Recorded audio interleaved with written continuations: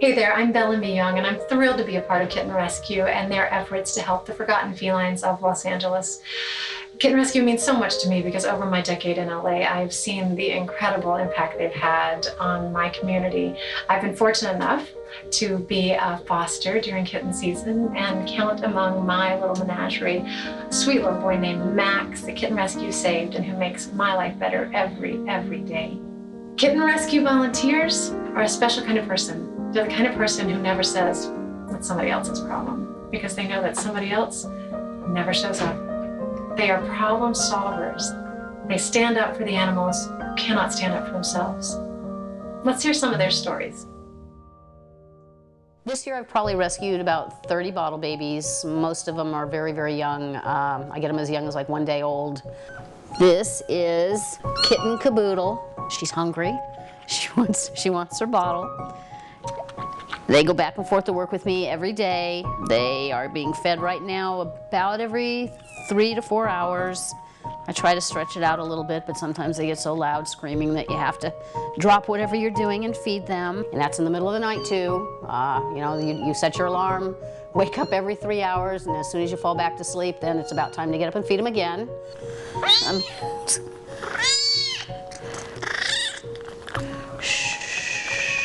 I'm a Big Bang Theory fan, so his name is Meemaw's Moon Pie. Bottle babies come to me in many different ways. A lot of times the president of Kitten Rescue will call me and ask me if I have room to take newborns. There aren't too many people in Kitten Rescue that can do newborns. I also get a lot of my kittens dumped at adoption events. My email is always full with people asking me, my Facebook page asking me to take newborns. I take as many as I can, but obviously there's limits because they are a lot of work. Okay, so this little guy was just dropped off in my office. Apparently somebody threw he and a sibling out of a car window on Spring Street in Long Beach. By the time the ladies got to him, the sibling had already been run over and killed. So this little guy is pretty lucky. Hi, little lamb. Nobody's gonna hurt you now. No, nobody's gonna hurt you now, baby.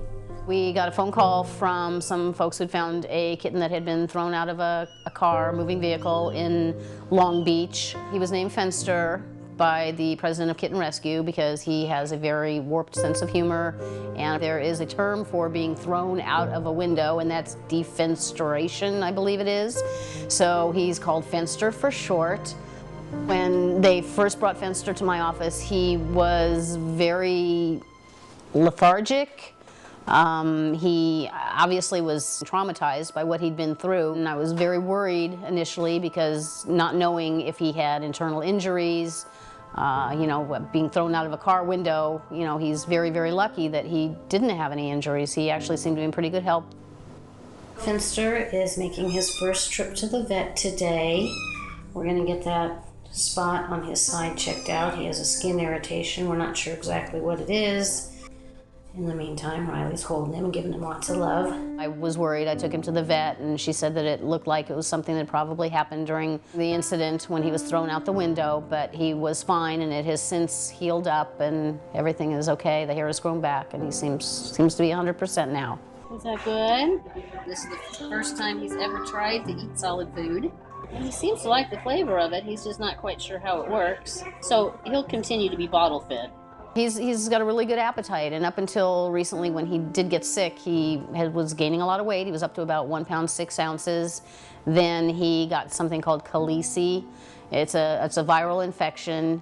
He stopped eating. He lost a lot of weight, especially considering his size. He went back down to about 1 pound 1 ounce, which for as tiny as he is a considerable weight loss. Fenster, did you just have your bottle? It's very scary when kittens get sick, especially when they're that tiny. I mean, you feel kind of helpless. You do everything that you can, that you know how to, but ultimately, you know, it kind of depends on how strong their system is, whether or not they're going to be able to fight back. Hi, guys. Uh-oh. Hey, Cleo, you have to be nice to Fenster. Don't beat him up. Fenster has turned the corner. He's doing well. He has gained back almost all of the weight that he lost. He's eating like a little pig again. And he's running around, playing, happy, healthy, thank God. Well, Fenster, you waited all this time to have a playmate, and now she's kicking your butt. That's just not right, is it? He's already been tested for feline leukemia, feline FIV, and he's negative, which is always, encouraging when you hear that. It's a relief. He will be getting ready to go in to be neutered when he's 2 pounds, so that's probably going to be at least a couple more weeks after his little setback. He's had his first vaccination. He's about ready for his second vaccination. And then eventually he's going to be going out to an adoption event if I can part with him. No, but you need to stay over here. I want to try to get a little bit of video of you. And you just keep following me. You just keep following me, huh? Mommy loves you too. My name is Dan, and usually Cecile is here with me, and we foster FALV cats for Kitten Rescue. That's feline leukemia, for people who don't know what FALV stands for. Camera shy already. FALV is a virus that cats can contract, and it basically just jumbles their insides and takes them out in various ways, but it's not curable. So even if your cats have been vaccinated, they can still chance get it with contact with cats that do have it. So cats with FALV need to be separated and kept apart from cats without it. I don't know what the exact percentage of survival, but it's, from our experience, usually about 1.5 years is about, that's pretty long. A lot of them, it's like 7 or 8 months is usually all they have. It's very rare that they can be a carrier where they don't show any sort of symptoms and the virus doesn't seem to be doing anything to them. Like Dee Dee here, she is just pretty normal. She doesn't really show a lot of signs and is, I believe like 10 years old, but that's very rare. Usually it's a matter of a couple of years. We've never had one more than maybe 1.5 years. It's probably the longest we've ever taken one in before they've passed. The biggest thing with FALV cats is that inevitably they will need medical attention. Most cats go to the vet at some point, but FALV cats are going to go sooner, and they're going to need a lot of tests and crazy things happening and medications. And the support that Kitten Rescue have given for us 20 cats a chance that had no chance. Every other shelter, they just put them down as soon as they come. And Kitten Rescue will even take cats from other shelters and give them a chance, even though we all know they don't have one. I remember all of them, but they'll probably cry if I talk about any of them.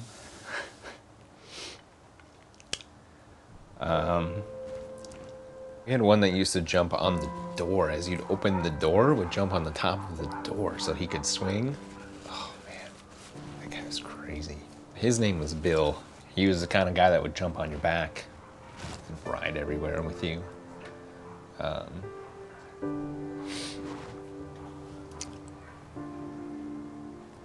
sorry. Simon! Simon! Hello! Another memorable guy is Simon, and he is a good example of Kitten Rescue's determination. After maybe 7 or 8 months that we had him, he got really sick, which is usually, for these guys, that's just that. Even if it's a not super life-threatening problem, it becomes it. And so he actually was hospitalized for maybe 1.5 weeks, and they put a lot of effort and money into him, and he pulled through. And he lived another 1.5 years after that, which he could have easily been written off as just, he's got FALV, done. So they continued to do that every time. And he was the only guy that I've ever had who would hug you, like you hold him and he'd actually put his arms around you and he'd pull so tight that you would shake.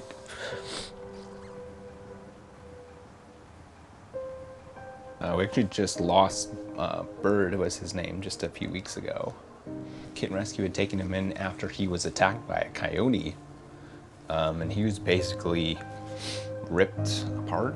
I don't even know how he survived. We only had him maybe 4 months. But he was probably one of the sweetest cats we've ever had. Without Kitten Rescue, there's no way that we would have ever had these cats and been able to experience everything that they've given to us, and hopefully we've given our share back to them. Even though they go way too quick, we've also been fortunate enough to know 20 cats over however many years, where there's an advantage, I guess, of having your buddies last forever, but we've had a lot more buddies.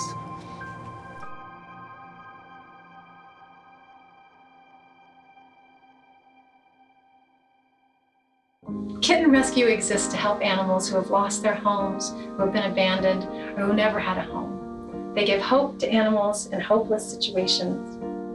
To date, Kitten Rescue has saved over 15,000 cats, placing the vast majority in new homes. That's an incredible start. If you think that every animal deserves hope, if you think that every animal deserves a chance, if you think that every animal deserves love, please donate to help Kitten Rescue continue its great work so that we can save more amazing adoptable animals like these.